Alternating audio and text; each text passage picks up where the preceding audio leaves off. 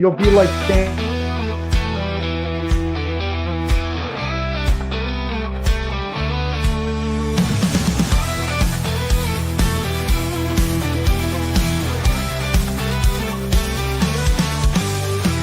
Game on, getting strong, let's break the mold. Chasing the stories yet untold.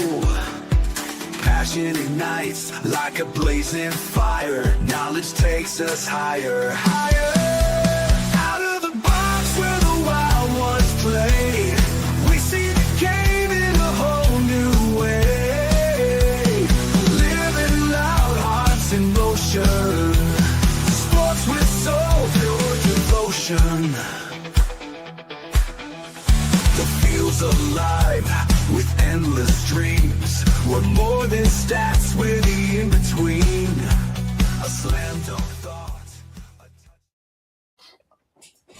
Hey, what's up, everybody? The squad is back. We are back after a week off. Got a ton to get into. Lots going on in sports in general and Philadelphia sports. I mean, we got a relatively hot Flyers team right now that if the season ends today, not only are they in the playoffs, but they play the Pittsburgh Penguins in the first round. I know a lot of hockey fans would be looking forward to that. So we're going to get, a lot of times, feel like this show doesn't talk a ton of hockey, but I want to get some serious hockey talk tonight because this team's playing well enough and they deserve it. So we'll get some Flyers talk. Sixers are right now, if the season ended, they're a 6 seed. We'll see what happens there. They play the Sixers and Joel, and I think Embiid's playing tonight. So you're going to see Embiid versus Wemby. Sixers Spurs. That's an intriguing matchup. So we'll get a little Sixers talk. Phillies started off red hot in Colorado. I mean, the first inning, I think they had like 7 runs. The first game and the first inning, the bats were on fire. Saturday they won with a good pitching outlook, but they didn't do shit on the batting. And then yesterday they didn't do shit. So a little concerned about the Phillies lineup, especially Bohm and Stott with like absolutely no power, no extra base hits or nothing. And then of course, tonight you got the college NCAA final game. You got University of Michigan and Connecticut. And since we were last on, another hit piece came on against Jalen Hurts. So maybe we'll dive into that a little bit. But anyway, got a lot to get into. Got my usual cast minus Diego, but Diego will be hopping on in a few minutes. So right next to me, I got my man Jeff. What's up, Jeff? How you doing, bro? All good. Hanging in there. Nice to see grass again. No more snow. That's true. And then right below Jeff, I got Sean in the Flyers. John, what's up, Holding Sean? you guys up. Sean, yeah, man. Yeah, Sean's flyered up, and you know what? Why don't we? You know what? Let's dive into the Flyers here because I'll tell you, I feel like, I was at my mom's for Easter dinner. We were all at my mom's for Easter dinner yesterday. Obviously, I wasn't. Yeah, I had the Flyers. Like we were all in the dining room, and the Flyers were on in the living. I had the Flyers in the living room, but I could see the TV, so I was, I wasn't watching totally intently, but it seemed like from what I saw, it seemed like there was more atmosphere down at the Xfinity Live Center than there's been in years. And this hockey team's playing with a lot of emotion. And how about that kid Porter Martone getting the game-winning goal? Like Jeff, I know you're a huge Flyers guy. What's your impressions of this team and this run right now? Well, I think Martone has actually added not just the skill, but added, like you said, a little bit of excitement to the team. The kid has that knack for being around the puck, around the net, not afraid to shoot. That's a huge thing. You get these players that come in and coaches and whatever, or themselves, they don't want to shoot. They want to pass and kind of ease their way in. This kid doesn't care, which is perfect. That's what they need. How can I put this? We still need, Urson's, I don't know what happened to Urson, but he must have gotten some kind of needle or something and whatever when they did the WBC, because ever since the those games, he's been on fire too. That's a plus, because you brought it up last time that goaltending was not so much a consistent factor, Yeah. But that kid, he's gritty, and that, like you said, I think they kind of need that spark, Yeah. But and not just that, but getting Forrester back. Yeah. I know they lost that Red Wings game, but Forrester had a goal in that game. He was one of the best players on the ice, and then then you go to the islands, you beat the Islanders up there, and now going forward, I'll be really disappointed if they don't make it now, because they've gotten all the help.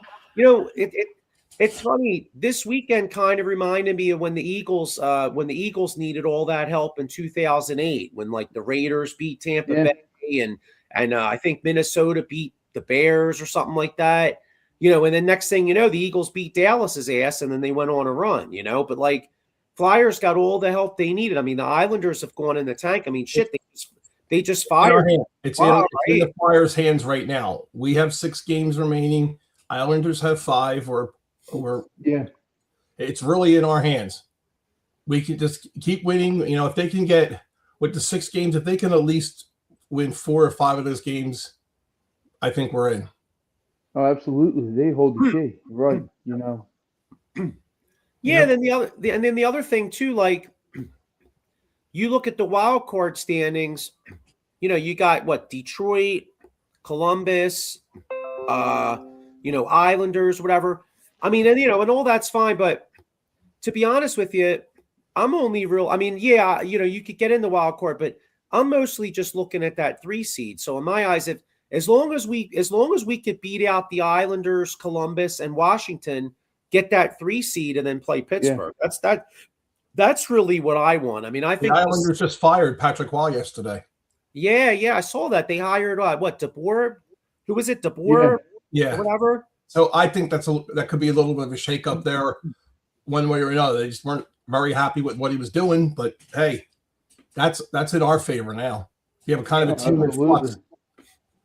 Yeah, and I thought a big result yesterday too, because Washington was playing well, but the Rangers kicked their ass yesterday. Yeah. So that was a big loss for Washington. But and Columbus is going in the tank. Like Columbus, I think lost at home. Winnipeg beat Columbus, I think, in Columbus the other night. And it's a good thing because all these teams are losing in regulation. Yep. Like Detroit had a huge comeback yesterday. I think they were down like 4-1. They tied it up. Yeah. And then what's his face? Minnesota beat them in regulation because that's the big thing with hockey. You get to overtime and then the team gets a point. So thank God, you know what I mean? True. So, but yeah, so looking ahead, looking ahead this week, we got the Flyers schedule here. Let me just pop this up. So, yeah, so huge week. Flyers got at New Jersey, and then I believe at Detroit. And then I think they host the Jets. So they got a tough schedule ahead of them, with Detroit being right there, kind of like where the Flyers are, and the Jets are a good team. All right, so out of a possible 6 points, how many we getting? 4. You know what? I think 4. I think 4 kind of, because the Islanders only have 4 games left, I think. Yep. Yeah. I'll say 5. All right, so they get like an all-important point in one of those. Well, I think if they could get 5 points out of those 6, I think they're sitting really good.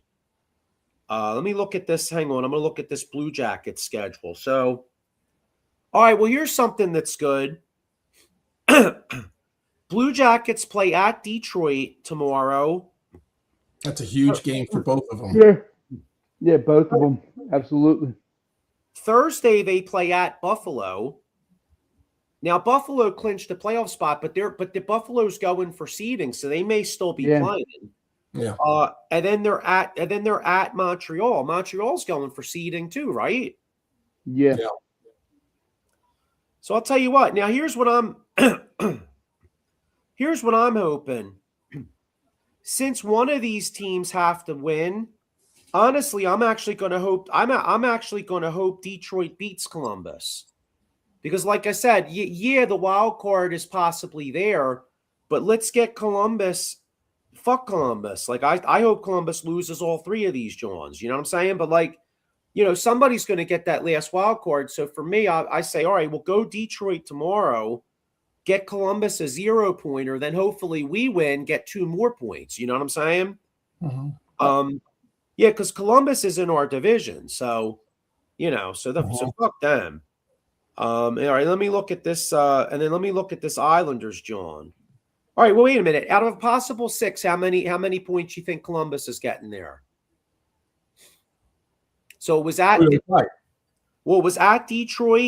I think they have 3 road games: at Detroit, at Buffalo, and at Montreal. It's tough. 3 or 4. I mean, it really just depends. Hockey's weird. When you have a team that could be undefeated and a team that has no wins and the team that has no wins can win. It just depends. It's tough. Columbus is one of those teams where you don't bet Columbus.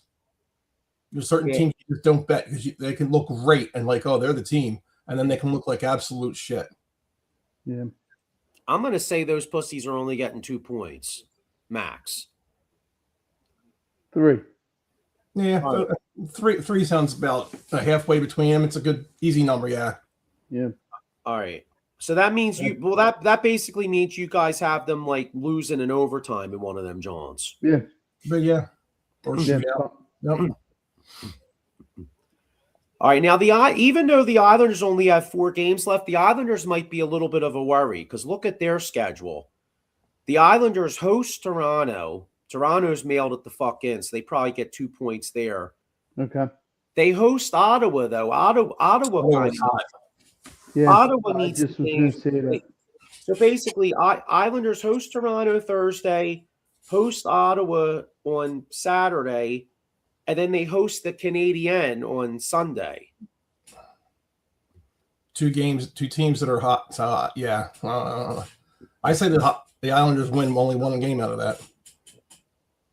Yeah. Looking at the standings here. And Toronto's out with no Austin Matthews. Yeah. That's key. I mean, but you got next man up mentality. I mean, they're playing. Hockey is one of those things where you're playing for your next team. Unless you're a huge superstar, you're playing for your next team. Yeah. So you really don't, individual players don't tank it as much as they do as far as per se in other sports. But it's like a player playing for his contract.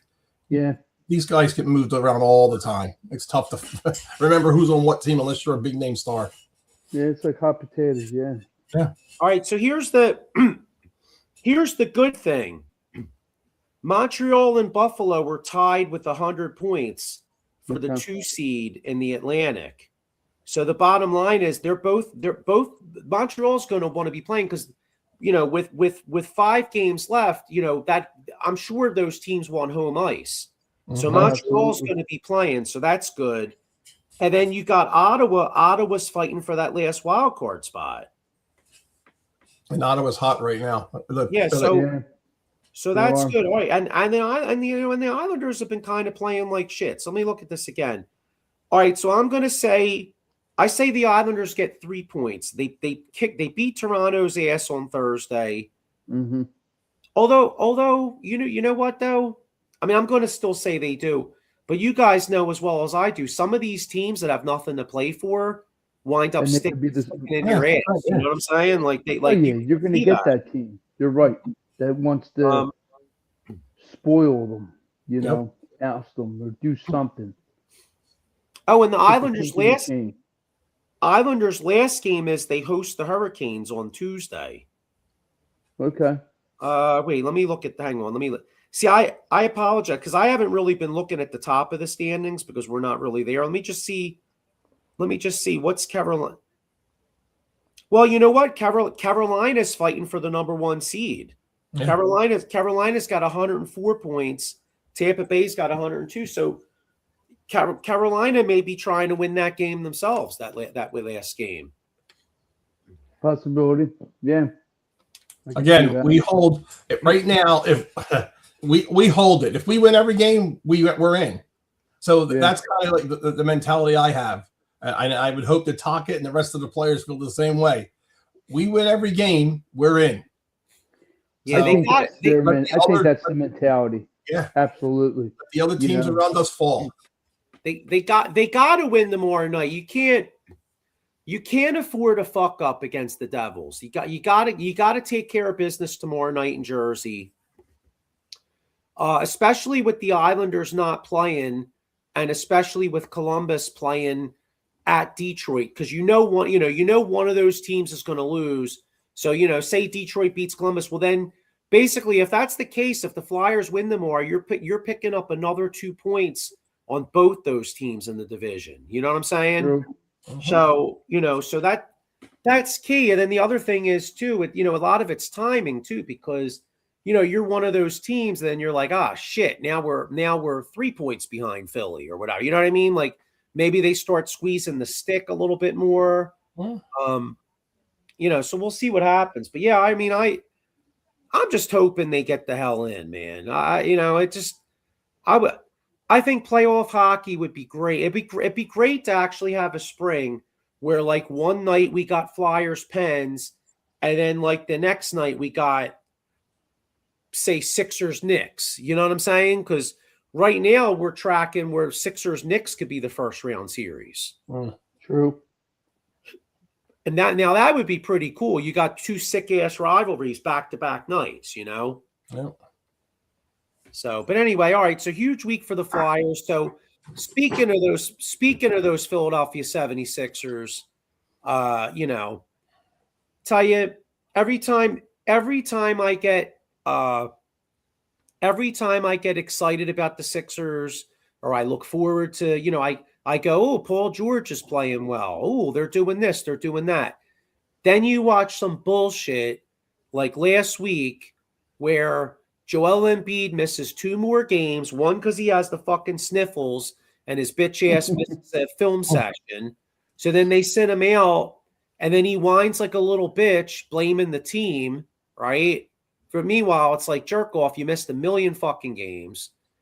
Then they have a nice win. They have a nice win on Friday night against Minnesota.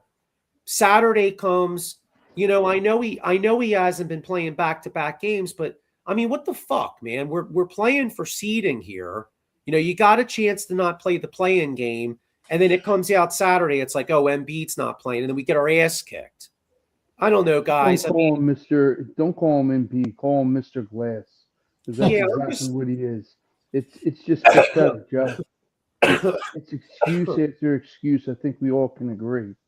Yeah, they're never going to win a championship with Embiid. No. I mean, if anything, it's going to be the same old song. First round, or it ain't going to be second round. Excuse me, first round exit, and somehow something's going to happen. Unless you have Maxey and VJ go off. Yeah. Those two can pull something like that off. Just depends on who you match up against. True. And hopefully you see the Paul George coming of what was that one game he came back, 39 points. Something like that. You know what I mean? But I'm not holding my breath. Yeah, Paul George. I mean, Paul George has looked great. Like, and now I got Diego just hopped on, because Diego, especially with us talking Sixers, I wanted to get your perspective, because we opened with some Flyers since they're hot, and then I just started talking. We just brought up the Sixers, and how cool it would be if you could get a first round matchup with the Knicks. And I was basically saying how the Sixers are like the biggest dick tease in Philadelphia, because every time you look at them and they're playing good basketball, and you start having visions of like, oh, maybe with these three guys, maybe they can make a run. You know what I'm saying? With Paul George playing well, Maxey, Edgecombe, maybe a healthy Embiid. And then every time I get excited about it, some shit like last week happens where Jerkoff misses the game because he's got the sniffles and he can't go to film session, and then you have a nice win on Friday against Minnesota. And then next thing you know, he can't play Saturday and they get their ass kicked at home. So it's like, what's your thoughts on the Sixers going in the playoffs here? Is there anything to get excited about? Or is this just going to be a big dick tease where we get excited and then like Embiid's out there hobbling around because he never plays? Well, I mean, let's be real. Whoever we get in the first round, that's an Eastern Conference Finals matchup. You get the Knicks, it's an Eastern Conference Finals team. You get the Celtics, that's the Eastern Conference Finals team. And I think we can push those teams in a series. We have 3 stars. I mean, I think all this Embiid sitting out and Embiid has call, I think it's all bullshit. It's all part of the game to just get to the playoffs healthy. Embiid's healthy right now. We see when he goes out there, he can be out there 32, 33 minutes. He's got 13 boards the other day. When you're getting bored, you're hustling. You know what I mean? And Embiid's shit has been ticking up. Like the block shot he had in the other game. He wasn't making that early on in the season. He wasn't even getting out there. I'm excited about the Sixers team. Paul George is playing really good. You seen the bench he went with the other day when we beat the Minnesota Timberwolves? Oubre played, Grimes played, Bona played, and Drummond played 4 minutes. That was it. No one else came in the game. In the playoffs, that's what you're getting. You're getting 34, 35 minutes of all them guys, a little sprinkle of Oubre and Grimes, and Bona to give Embiid his little relief. Them eight guys, 9 guys, I put up against any other team in the conference. I'm excited. I'm excited going to the playoffs. See, and this is the most complete team I've ever seen around Embiid. Like, it's a shame you couldn't have put a team like this around him 4 or 5 years ago. Like when Ben Simmons was here. If you had this team around that Embiid, different story. Yeah, see, I want to get you know what? I mean, I can't say that I disagree with you because I want to get there with you because I do see Paul George out there playing extremely well. And I kind of go, okay, well, Paul George, if he gives you good defense on the opposition 3, some boards, hits the open shot, like for instance, when you play the Knicks, like I can see a path where they could beat the Knicks because like you said, PG gives you some good defense, Embiid takes it to Towns a lot of times they play. Maxey and Brunson can kind of cancel each other out points wise somewhat, so I can see a path. I guess the problem I'm having is all the other bull. Yeah, I guess the problem I'm having, you know what it is, dude? I think I have Sixers fatigue from all these years. You know what I mean? Because like, absolutely, I guess I'm getting caught up in some of the bullshit because like. I'm just like so sick of the whole like, oh, I wanted to play basketball. It's like, well, shut up and fucking play then. You know what I mean? Like, you know what I think Paul George getting suspended derailed the plans of this team. So once he got suspended 25 games, I think they went with a complete different game plan for the rest of the year. Now it's not about winning 55, 60 games with our guys. Now it's about just getting to the playoffs, having him beat at 100%. Have all the other guys at 100%, and then whatever happens, it gets played out on the court. But I think the plan that they had when Paul George got suspended is playing out exactly how they wanted it to. You got a chance at the 6. You were winning games without Maxey, Paul George, or Embiid. Yeah, what do you guys think of this? I only glanced at this. I didn't really see this much. Did you guys see Maxey going at it with Nurse after the loss over the weekend? I didn't see that. No, I didn't see that. No. I saw on a clip on the news. I just showed a real quick clip, but they really didn't get deep into it. I'll tell you what, that dude for Detroit, Bickerstaff, is a stud coach. Yeah, you lose your best player. You lose arguably the MVP in the league right now, Flat for front, the yeah. number 1 seed in the East, and they're still beating the shit out of teams. Yeah.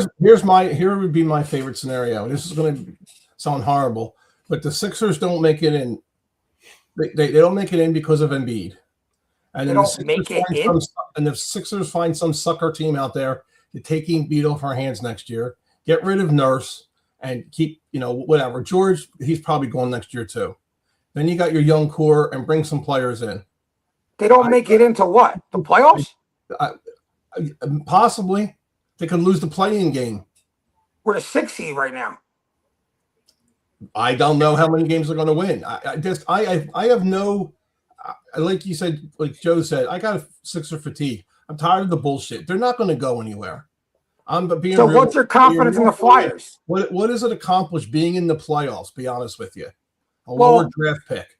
What's your confidence in the Flyers? Let me ask you that. A lot of confidence. Next year, the Flyers have got a ton of money off the books, and if they're playing well like they're doing right now, we went through how they're doing. You got a lot of good going into next year. You should have a lot of confidence. They're going to pick up a goalie next year. That's going to be one thing. They're going to actually get a bona fide goalie next year, and then you got these other young studs around, and they really. You see how many guys they went through, guys that got let go, all those different things. So they got a good board now. They know that they need to pick up 1 or 2 big guys, one of them being a center and one of them being another big defenseman. They have to have some more toughness around them. They kind of the Flyers name stuff, but they've got money to actually bring in a player or two of a big name, and you've got other players who in the league now who might want to come to the Flyers, because who wants to go to a team that's rebuilding? Now they're done kind of, I'm going to say rebuilding, but they're starting to work up the steps now. They're starting to get higher up there. They're not just the joke team. See, I'm more excited about this Sixers team than the Flyers team. And I'm saying that like just going into the playoffs. I know Flyers are playing good hockey. Flyers are bottom 5 in the league in power play. When you can't score on the power play, you don't win. And right now, the players they have suck on the power play. The last time we had a good power play, it's going to sound horrible. The guy that we got rid of too soon was Ghost. Ghost, he could really point the power play 100%. Yeah. But the Flyers aren't going to be good again, like good, and have a chance to really win until they can fix that power play. And it hasn't been good, like you said, in a really fucking long time. I just don't. To me, like I said, I'm a Sixers fan, Philly fan, but I'm just not, like I said, over the moon with the Sixers like you are. Yeah, I watch the games. I like the young guys we have. I love Maxey, DJ. I love these guys. They're good. I'm just I don't know if the word is complacent or bored. It's the best I've felt about a Sixers team since Jimmy Butler. Because when you look at all the years after that, the team never fit around Joel Embiid. No. Tobias Harris was in his way. Ben Simmons in his way. No athletic guys who could, run up the floor and they always had to wait for Embiid to get back in the play, for Embiid to get posted up, for Embiid to get the ball in position. Now it's like, oh, he's behind? It's all good. VJ's running, Oubre's running, Maxey's running. I feel really good about this team. The Knicks are good. The Knicks are good. The Knicks aren't as athletic as the Sixers. That one decision to get rid of Butler and keep Simmons is how many years now? 5 years? Yeah. 7, actually. 7 years. 7, and they paid for it for 7 years. We're not going to count this year because Butler's out, but let's say 6. 6 years of absolute shit because of what happened just from one guy going. And not only with his play, but I think his personality would have also helped the team too. Yeah, I mean, the only thing, like I said, there's a lot of me that, I mean, like Diego, they're like I said, I'm not going to sit here and say that I don't see the same things you do, because I do. I guess I have to see it. You know what I'm saying? Like, I got to see it first, because it's just like, you don't want to be let down. Yeah. I feel like we do see it though when they play. Yeah, but it's, I know, but I hear you, but it's so like the small sample size we got this year. What's like 13, 14 games where all the players played? Yeah. What are they, like 9-3? Yeah, but the thing that you know what worries me though, the rebounding, rebounding against the Knicks. I don't know how they're going to combat that. That's the one thing that really worries me because Well, you got to play Barlow and PG a lot of minutes together, and Embiid. you might even have to have some lineups where you play Bone out there with Embiid. Maybe not consistently, but maybe on like a 3-4 minute stretch if you're really getting dominated on the boards, because that's why we lost the series a couple years ago.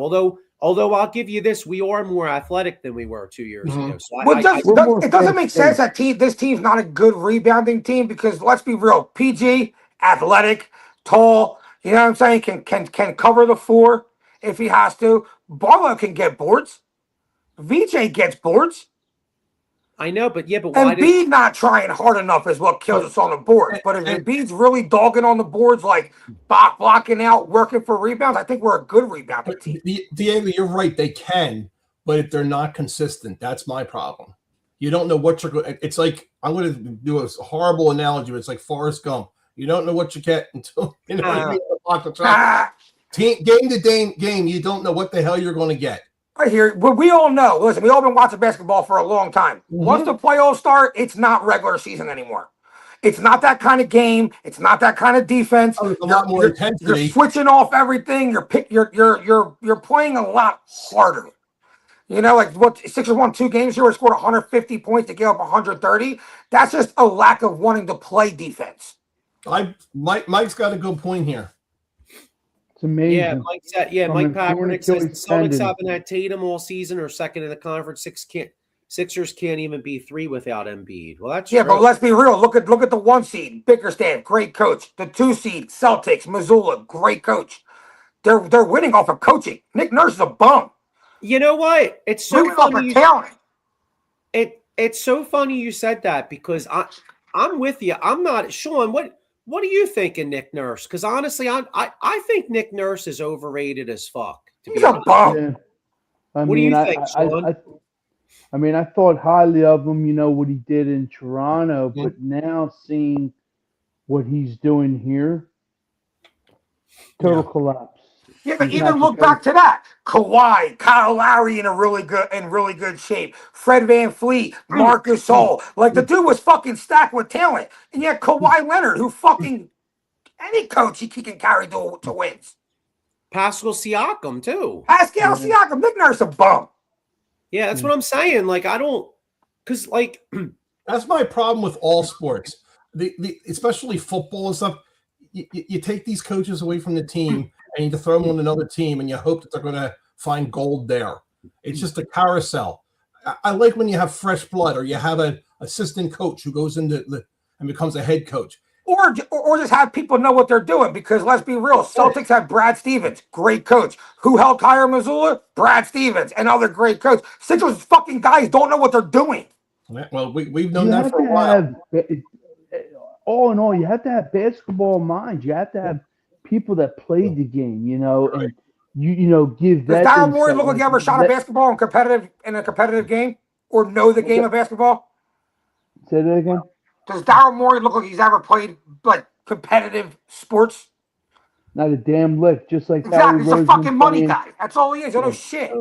He's at home playing Monopoly when everybody else was out playing pick up hoops. Yeah, but you know what though?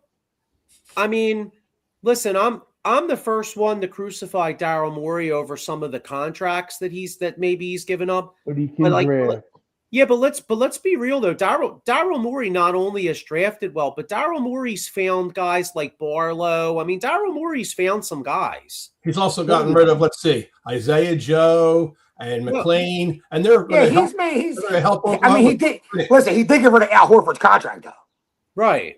Which is huge. Right. I mean, so I mean, I think Daryl Morey don't know shit about like the ins and outs of basketball. No, but all, like we all can agree, you want that solid team from top to bottom, but I mean, it is what it is. Yeah, it's again, it's hard. When he says they need AI to come back, yeah, are you saying we need to make a new player? One thing I've always wondered why, and I don't know why AI isn't some kind of a coach for the Sixers. I mean, I know he has. I think He'd be it's like, his practice? demeanor. Why we got He's one of the practice? hardest players. He's one of the hardest players. I mean, you know, I know Maxie and him are good friends, and Maxie looks up to him big time. You got to look up to what the guy did. Did you see basketball knowledge? I think you see the post he put up? No. I don't. Well, this week he put a post up and he was like, "You used to have to hide my jersey to play games."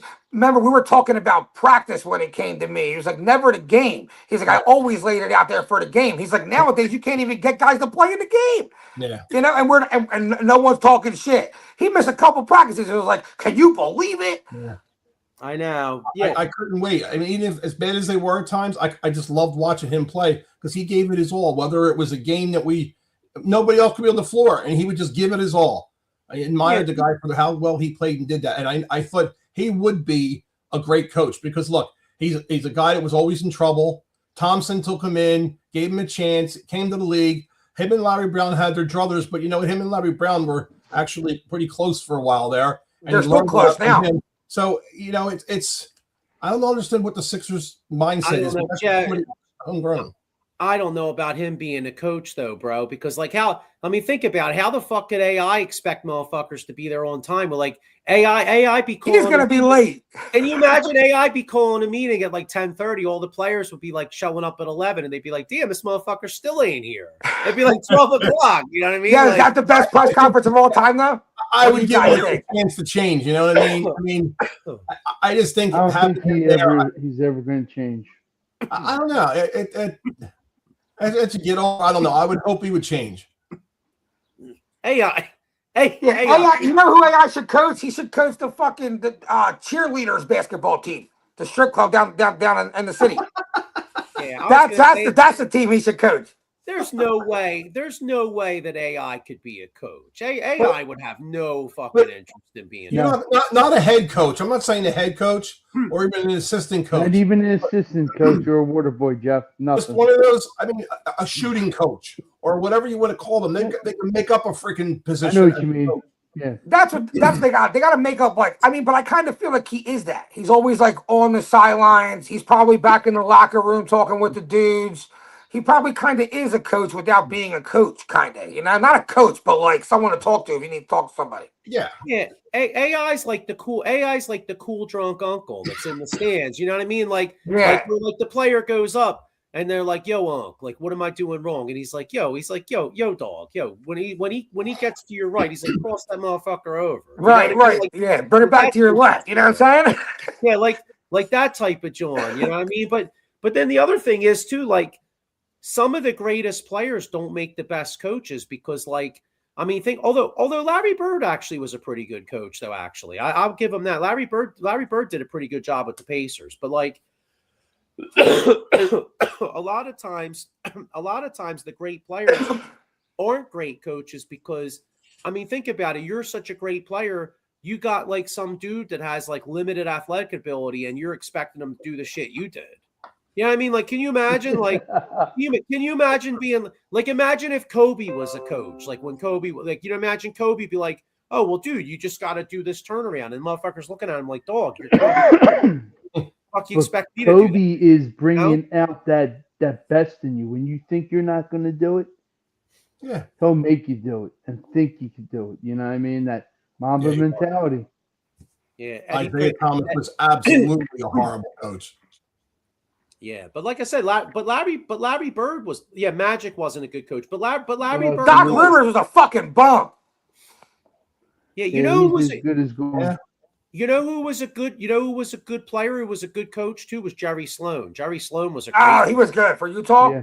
Jerry Sloan was a good coach. I'm trying. Oh, and then of course Phil Jackson. Fuck. I mean, Phil Jackson was a player, and Phil Jackson was a great coach. Now you could say a lot of people would look at Phil Jackson and be like, "Oh, well, anybody could coach Michael Jordan, Scottie Pippen, Shaquille O'Neal, Kobe Bryant." That's not easy to do. That's what I was about to say. For all the people that say it's an easy thing, it's actually a fucking hard thing in a lot of ways because you got to manage all them egos. So look. He coached Kobe and Shaq, and the inevitable kind of happened. You know, they were like, "Peace." That's a situation that's happening now and last year or whatever with Topper. same situation. He's got these big names there. He needs to coach them. He's more of a friend to them than the real coach. I think that's why they brought in Mattingly, because Mattingly will be a lot harder on them and make them accountable more than Thompson will. Yeah, Well, Eddie Thompson's Prather too says damn, Phil wasn't a laid great back. player. No, I got you, Eddie. I just meant as like a player, a coach. Yeah, Phil Jackson was like a role player. Mike Papperner Jr. says, I would not be surprised to see LeBron coach Cleveland or LA and coach his sons. I'll tell you what, LeBron James about to punch his son in the face yesterday. You see him snapping on him? Yeah. It's like, because Bronny threw like a horrible pass. It went out of bounds. Dude, the fight thing, he looked at me, he's like, bounce pass, dude, what are you doing? You know, he's looking at his son like, you suck. He was being a dad. He wasn't being a player on that. He was being a dad on that. He is for it, though. Speaking of that, boy, the Lakers, I mean, just poor Lakers. Oh, I was going to say Luka's out. Austin Reeves is out. Eddie Prather says LeBron being a coach would be a train. It would be. I don't think he would be a good coach. He doesn't have that. He just now. Nobody would want to play for him. Yeah, but you got to remember. I mean, I can't imagine all the money that these fucking guys make. I can't imagine any of these stars unless they really love the game. I can't imagine any of these big stars. Michael Jordan would not have been a good coach. Yeah, exactly. He's better as an owner than a damn coach. Exactly. Yeah. Certain attitude. Podcast, LeBron, about your hairline.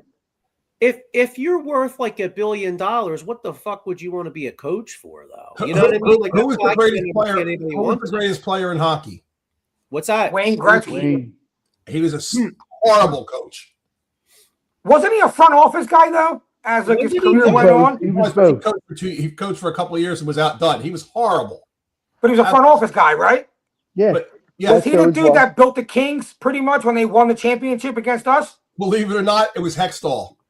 Brian Hextall, or excuse me, Ron Hextall was built it, and that's when we got him. After they won, we got him here thinking he was going to do that, and then he fucked up the Flyers. He was not a big rookie guy, and he really messed up. We're now finally getting away from the guys that he drafted and everything. Thank God. Yeah. Yeah. Well, hey, at least the Flyers have a future. I mean, now they just got to somehow get a number. The right players. Yeah. He needs some power play guys. And like I said, that's what they're working on. I mean, if they fix the power play, the Flyers can really compete in the next year or two. The kid Porter Martone's a stud. Yeah, just imagine if they could have kept Gucci or whatever here. I mean, that guy's that guy's unbelievable. Yeah, it was just a stupid from Anaheim. Cutter. Do you know why? Yeah, Cutter. Yeah. Do you know why he didn't play here? Bitch. You know why he didn't play here? It was something inside the organization. They wanted him to start in Lehigh Valley, get a couple of games under his belt, and then go to the Flyers. And he's like, my client wants to be on the Flyers right now. He's that good. If you don't like it, then he ain't going to play for your team at all. So I mean, honestly, though, like I feel like NHL, like hockey's such a non-selfish sport like that. So when you're like that, are you even going to be a liked player? Or are you going to be a cancer to your locker room? Now, if had he been here, he might, like I said, if they would have let him play, fine. If anything, they can say, all right, whatever, play 10 games or whatever. And if you're not pulling your weight, then you're going to go down. And he wanted to be a prima donna, put it mildly. Is he doing really good in Anaheim? This prima donna is kicking ass. Is he doing really good? Yeah. I got to admit, I have him in fantasy hockey. I haven't paid attention to him, so. Yeah, and you know what he's doing. Yeah. Hey, go ahead. Sorry, Joe. But Anaheim sucks, don't they? Who, Anaheim? Yeah. No, I think they're pretty good, aren't they? They're pretty good. They during the beginning of the season they weren't that great, but they've worked their way up again. Are they in the playoffs? I don't know. Last time I looked. I'll tell you in 1 second here. Let me look. I think they are actually, but I don't know. I didn't look. I don't know the West Coast. The team that's not there is the Panthers. One of them years in a row, they're done. Well, the Ducks are good. The Ducks are good. The Ducks are tied with Edmonton for first place in the West. They both. They're good then. All right. So the kid's making a difference then. Oh yeah. Oh yeah. And they're a tough team. They're a big team too. So they got speed. They've got obviously talent, but they also got some big guys there. They're ready. They're one of the big teams ready for the playoffs. Yeah, the Western Conference blows. Like a lot of those teams, like the Flyers would already been in the playoffs in the West. Yeah, Like the West, you've looked at that. Yeah, the West has like first place teams with like 87 points. that's because Well, they're what's big. the other conference? What's the other conference or the other division in our conference? They got like 104, 102, and Yeah. 100 Yeah. points. Yep. Yeah. So I'm looking here. The Sixers are going to have a hard time staying out of the play-in, like because look Yeah, at because they're gonna get their fucking ass kicked tonight. well, you got Sixers are at San Antonio, then they're at Houston on Thursday, then they're at the Right. Pacers Friday, and then they host the Bucks. That's at least 2 wins though. The Bucks suck, and Well, the The Bucks Pacers. they're going to have to beat the Bucks and the Pacers, and Yeah. then hope that somehow you can win one of these two. Yeah, I mean, yeah. Yeah. I mean, okay. I think Toronto has an easy couple games left, right? Let me see. Raptors schedule. I feel like they got like Miami and Orlando at the end of the year or something. So the Raptors have actually they host the Heat tomorrow night and Thursday night. Then they play at the Knicks and then they host the Nets. So they got 3 wins.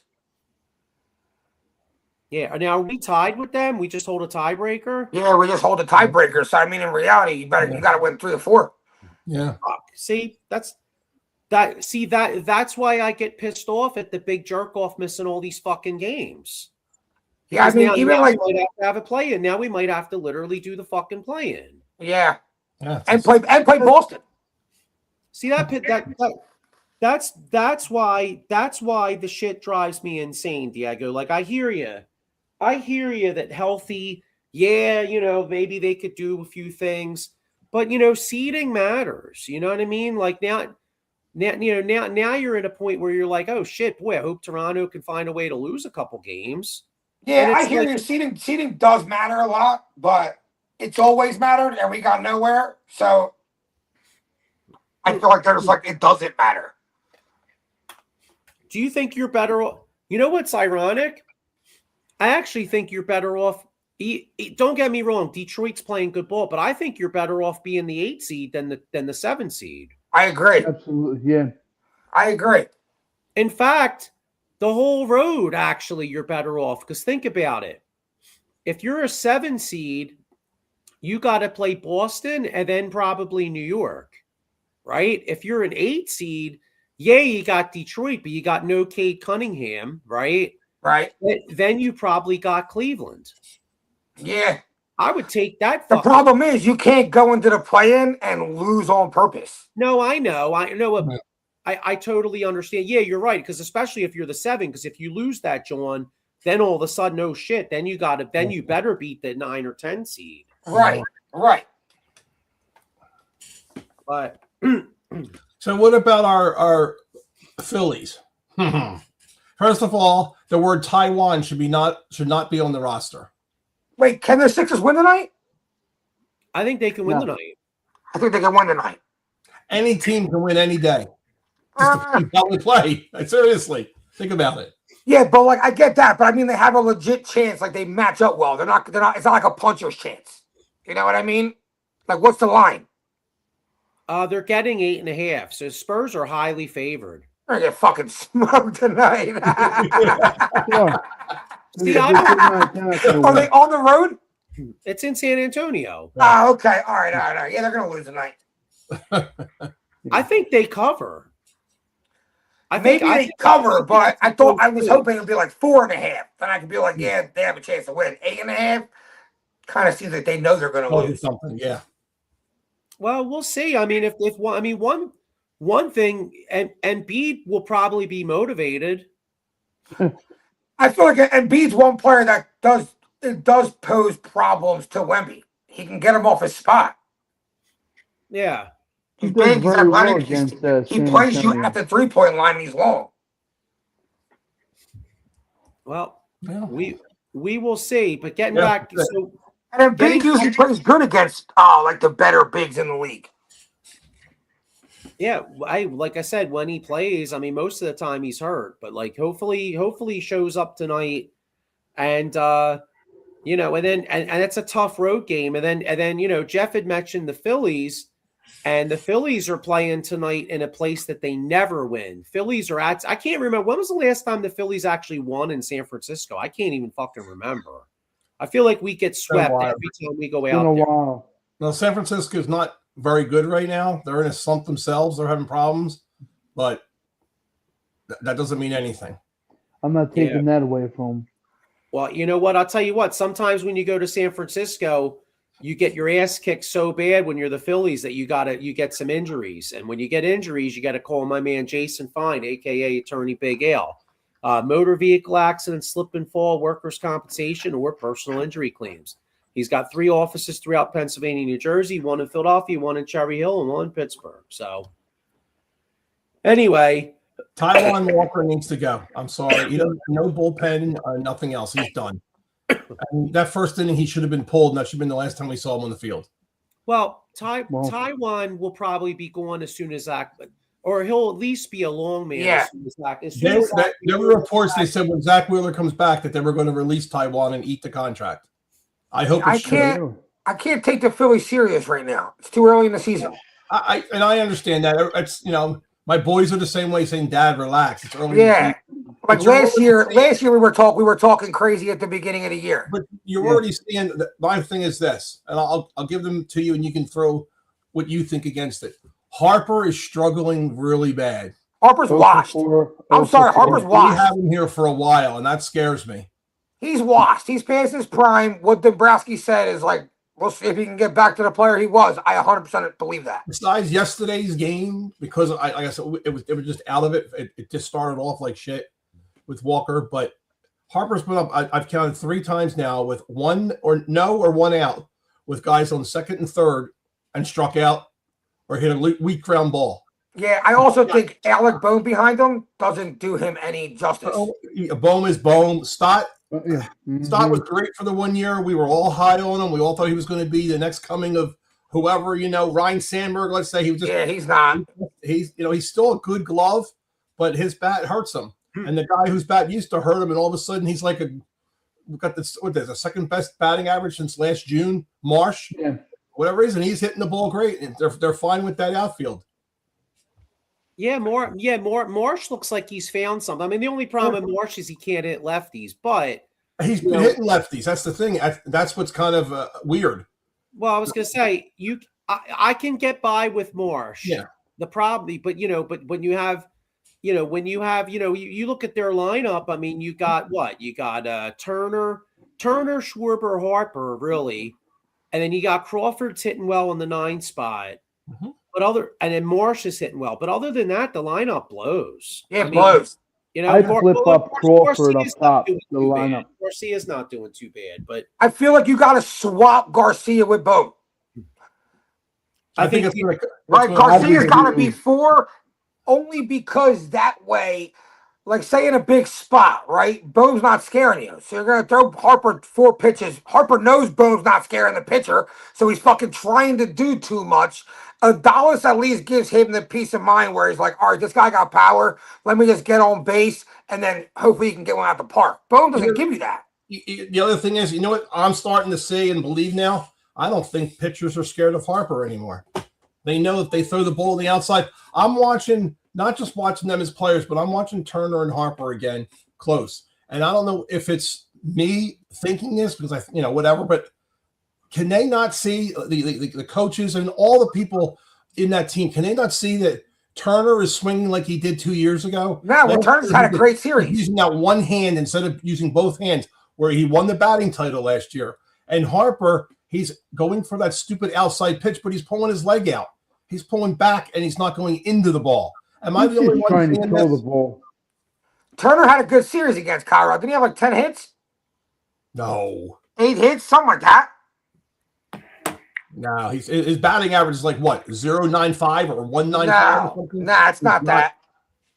No, Turner had a great Friday. I think he had a good series. I'm pretty sure. I thought you said Harper. My mistake. No, Harper stinks. Turner actually had a pretty Harper pretty went good 0 for series. 4 Saturday and Sunday. Turner's batting 289 right now. He's 11 for 38. He's on fire. Turner. Yeah, Okay, so Turner. Yeah, I mean, I'm not gonna totally write Harper away just yet, but it is Mhm. but it is getting a little concerning, and I don't think. I mean, I think Dombrowski was kind of stupid for saying what he said, but I can't say I disagree with him. I mean, I don't disagree with them. I think he was stupid for saying it. Yeah, But Harper may never be a lead anymore. Harper, you may have to hope, and that's the sad thing. If you think about it, this core had like a nice 3-4 year window to get a World Series, and now a lot of these guys are getting older. They're going to have to win it with their pitching, and they're going to have to hope a couple of these young guys really step up and develop. Yeah, That's what they're going to need for sure. Philly's got to get young around old. Yep. By the way, you talk about washed. I'm sorry, JT's washed. That was a bad contract. I would not have brought him back. It was a panic move. Exactly. They panicked. He's fucking washed. But they're saying, like, even what do you call it? Kruk and what's his face? He basically back for his catching knowledge and his arm. He does have those. His bat, they said if they can give you like a 220, 230 average, it evens out because he's one of the best defensive catchers in the league. I don't know. And he's only one of it. He hits in the playoffs for the Phillies. If we have enough players hitting the ball, you probably wouldn't see much, hear as much about how bad he is batting and everything like that. Yeah, that's the problem. We're not hitting. They can't cover him up. Yeah. Yeah, but I know. I mean, I agree with you on all that, but the problem is though they don't have a good enough lineup, and you're paying them. I mean, I hear you, dog, but like you're paying him $15 million a year. I mean, I could get a good defensive catcher for a lot fucking cheaper than that. You know what I'm saying? That's all I'm saying. But why save the money though? Well, I'm saying, I mean, I'm saying if you could have used, I'm saying it would have been nice. Like it would have been nice if you could have used the money on like a Bichette or something. You know what I mean? Like if you could have used the money else. Situation. He's sucking his ass up in the Mets already, so I'm happy with that. And the Mets just put Soto on the IL. Soto's on the IL, so that makes me happy too. But I think they really kept JT for his defense, but also for him working with Painter. Yeah, JT Painter looked good. JT came out in an article and said, for a young guy, he said, I didn't have to wave him off once. He said he studied that lineup up and down and was very impressed at the players and what pitches to throw. And he said he didn't wave him off once on the pitch selection when it was sent to him. So hopefully that's a good sign. I'm for me, 1 or 2 games, somebody can do great. Look what's his face did for us when he came in and threw the no-hitter for us. Lorenzo. And then we kicked the shit out of him. He was the one we got the 7 runs off of. He's looking like crap. You never know what, again, you never know what you're going to get. But for Painter, I want to see, obviously a lot more games and some, You got to see consistency. Yeah, exactly it. I want to see the consistency. Yeah. And I think that's what they kept JT for was he working with him and any other rookie pitchers they might have. Yeah, I mean, like I said, I'm okay. I mean, don't get me wrong. It's not like I wanted to lose JT. Yeah. I don't know. Wasn't many options out there. Think about it. There wasn't really many options out there for a catcher. Yeah, no, I get you. I mean, I'm not saying like, oh my God, it's horrible that he's here. I guess what I'm saying, I just wish they had done more for the lineup. You know what I mean? Elsewhere. You could have got Hunter Goodman in a trade, the guy that we played yesterday from the Rockies, but they chose not to, I guess. And yeah, Painter actually pitches tonight. Painter. So that'll be interesting. Mike Packard Jr. says, well, the Phillies are hoping Painter works out or this pitching staff will be fucked. I agree. Yeah, they still got Sanchez and Luzardo signed for a minute. Yeah, and you still got Wheeler for a couple more years, and then you got Nola's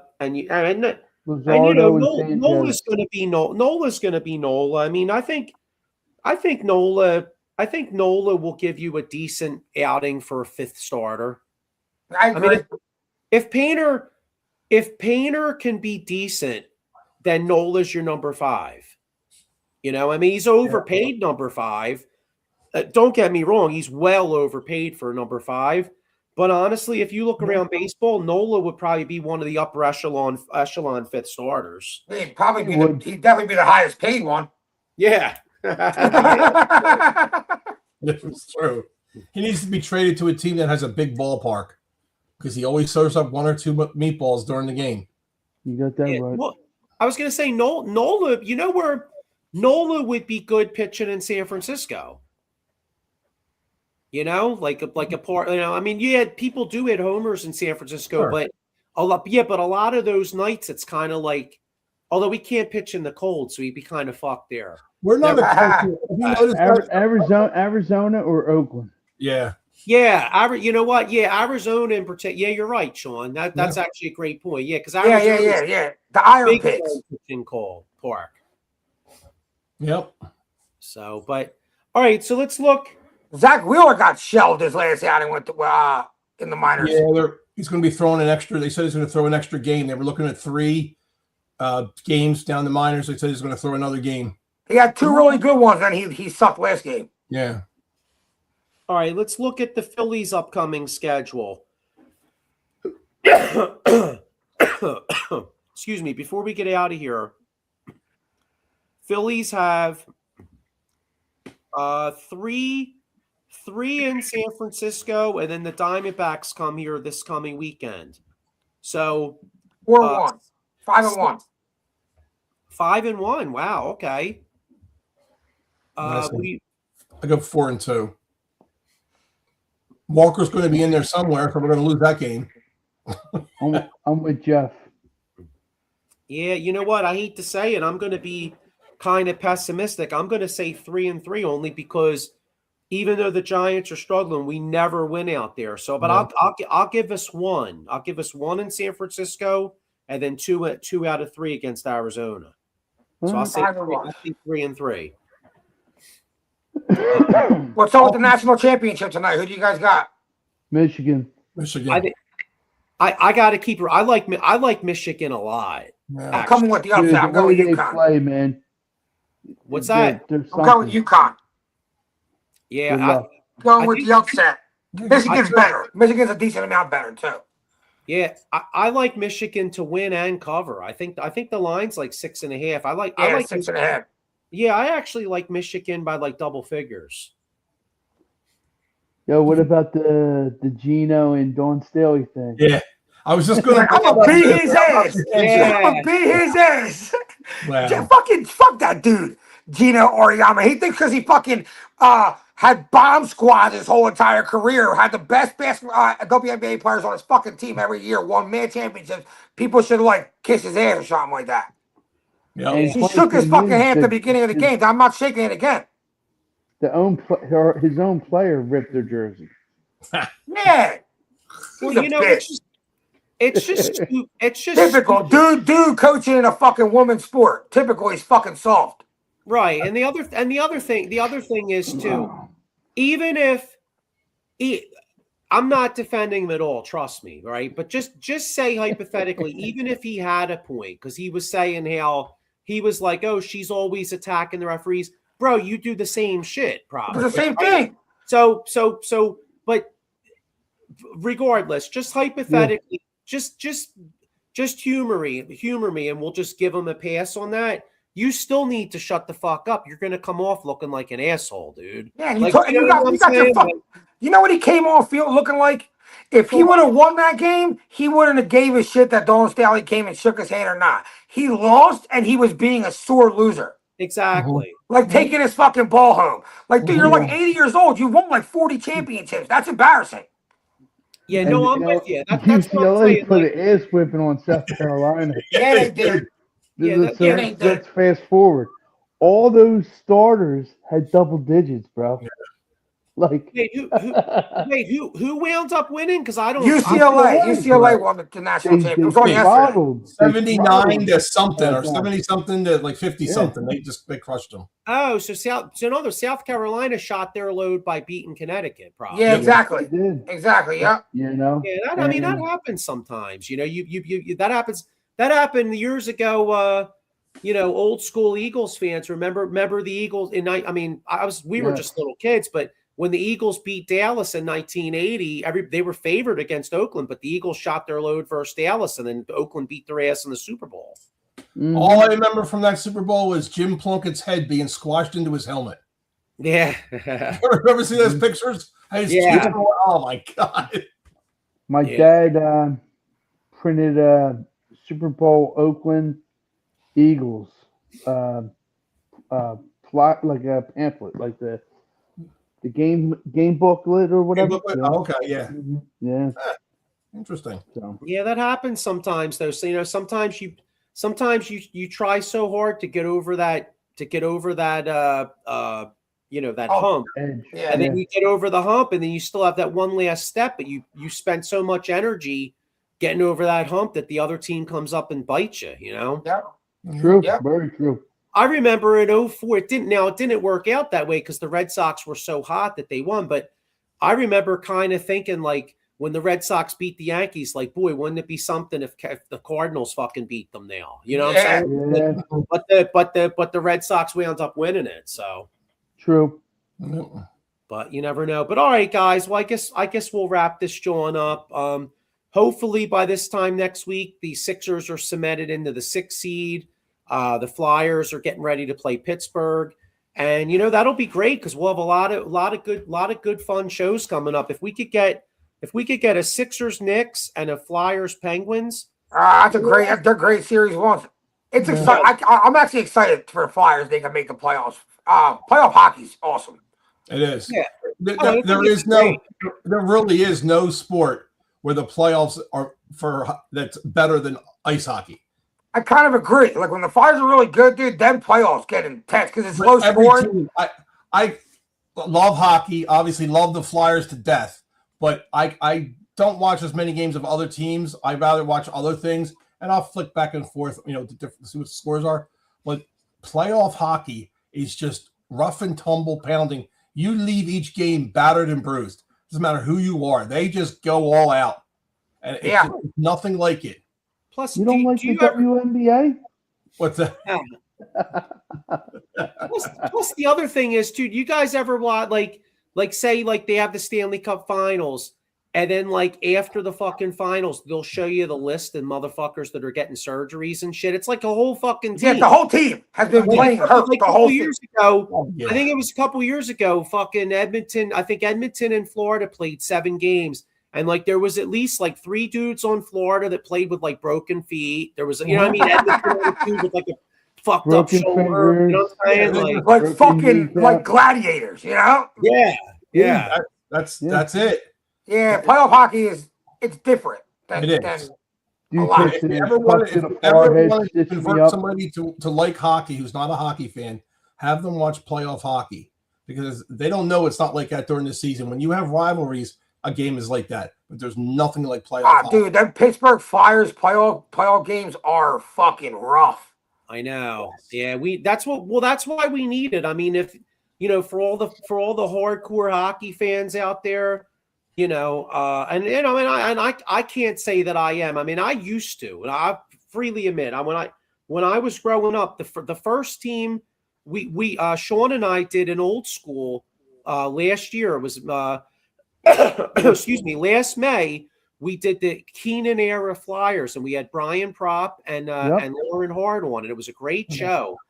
And I remember saying that was the first team that made me fall in love with sports was the 1987 Philadelphia Flyers, because you talk about a team that had fucking heart. I mean, those guys. Oh, yeah. Now, first Dave off, Brown. First off, the Flyers were an extremely talented team. I mean, they had a lot. They had a lot of talent. You had Brian Propp, Dave Poulin, best penalty kill tandem in the National Hockey League. You had Tim Kerr, power play guy. But as talented as the Flyers were, I mean, geez, they played a fucking Edmonton team that had like 6 Hall of Famers. You know what I mean? Larry No, they Curry, did. That Gretzky, Oilers, I mean, that Oilers team might have been the Yes, greatest team that was ever assembled. And the Yeah. Flyers took them 7 games. You know what I Yeah, mean? they So, did. but I loved hockey back then. And then, then of course the Lindros era, like Now you know what was what got me loving hockey was the Keith Primo, Simone Gagne, fucking them guys. Yeah. Coming back against Boston. Stages. They've gone through different stages. One thing that was always there is the team was going to beat the shit out of you one way or the other because that was Ed Snyder's way of doing things. You're always going to have 1 or 2 players that would go out there and pound. Now that Ed's been gone for a while, they're going for the speed and all the European guys and the whole 9 yards. But like I said, you got to watch certain teams like Anaheim because Anaheim's big and they've got speed. That's the kind. Well, look at the one guy on Anaheim. He took out Austin Matthews with that 30 hit. Yep. As big as he is. Well, that's it's a shame. space. Wilson. His name is it Wilson? Yeah, Radko Gudas. Oh, fuck! He got the Yeah. shit kicked out of him. He was our guy. Half the Yeah, I players remember on the Radko league- Gudas. He got beat up after right after that. Like the next He knew couple it. games. He knew it. He went right out on the ice and he was ready. His gloves, he said his gloves were halfway on his hand because he knew as soon as the puck was dropped and he hit the ice, they were going to go after him. And you saw he is, he's a big guy, but he went ahead and just like kind of covered up because he knew they were gunning for him. Yeah. Yeah. Diego, your nephew said Simmons was his dude. Yeah, Wayne the Train. Yeah. I mean, I think it'd be good to have him. He can score. He can throw him. Yeah. So, all right, guys. Well, look, like I said, hopefully next week we'll get more hockey talk, more Sixers talk, and I guess Go Phils. Go Phils, and Go 3 of Sixers. Yeah, and you know what? I didn't get to the Eagles shit because honestly, I didn't really feel like talking about the Hurts hit piece. We'll get into that. I'm done. I'm out of here. I'm tired of all these stories and all this shit. I'm tired of all the Hurt stories and all this shit. Me too. All right, guys. We'll see you all next week. All right, guys. See you next week.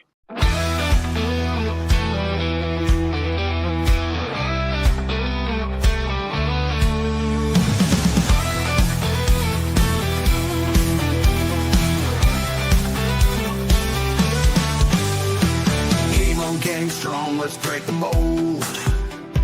Chasing the stories yet untold. Passion ignites like a blazing fire. Knowledge takes us higher, higher. Out of the box where the wild ones play. We see the game in a whole new way. Living loud, hearts in motion. Sports with soul, pure devotion. Alive with endless dreams. We're more than stats, we're the in-between. A slam dunk.